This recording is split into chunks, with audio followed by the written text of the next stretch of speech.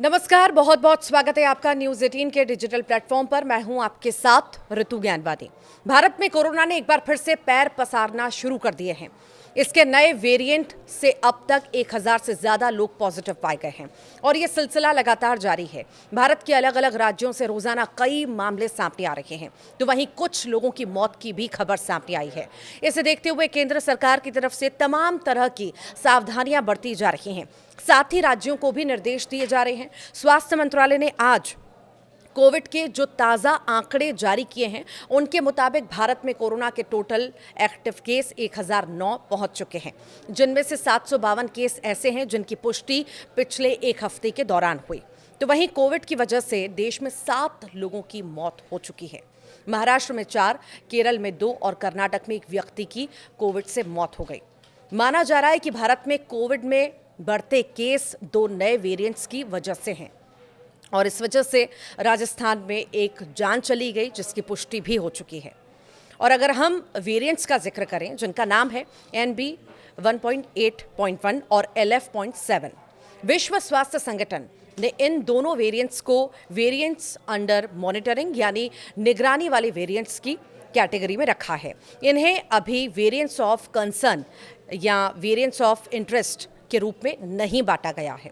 इसलिए फिलहाल कोविड के बढ़ते मामलों को लेकर डरने की जरूरत नहीं है, लेकिन हर किसी को सतर्क रहना जरूरी है। इसीलिए डॉक्टर्स का भी कहना है कि कोविड को लेकर देश में लोग जो सावधानियां पहले बरतते थे, जैसे मास्क पहनना, हाथों को साबुन से धोना और भीड़ भाड़ वाली जगहों पर जाने से कहीं ना कहीं बचना, उनका पालन अब शुरू कर देना चाहिए।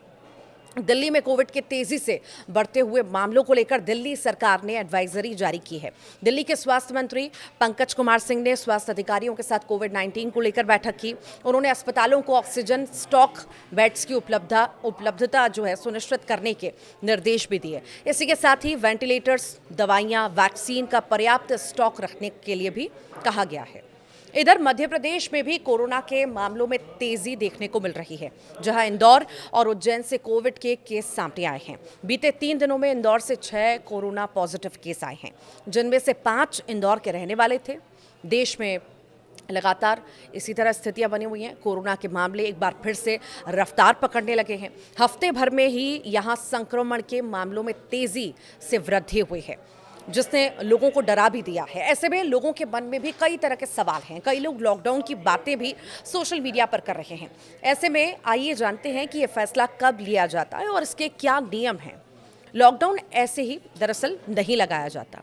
सरकार की तरफ से ये फैसला तभी लिया जाता है जब कोरोना से होने वाली मृत्यु दर काफ़ी ज़्यादा हो जाए, यानी कोरोना फैलने से लोगों की मौत का बहुत ज़्यादा खतरा हो। ऐसे में तमाम मार्केट और बाकी चीज़ें बंद कर दी जाती हैं। लॉकडाउन आखिरी विकल्प होता है। इससे पहले सरकारों की तरफ से कुछ हल्की पाबंदियां लगाई जाती हैं और लोगों को सावधान रहने के लिए कहा भी जाता है। पैनिक होने की ज़रूरत नहीं है।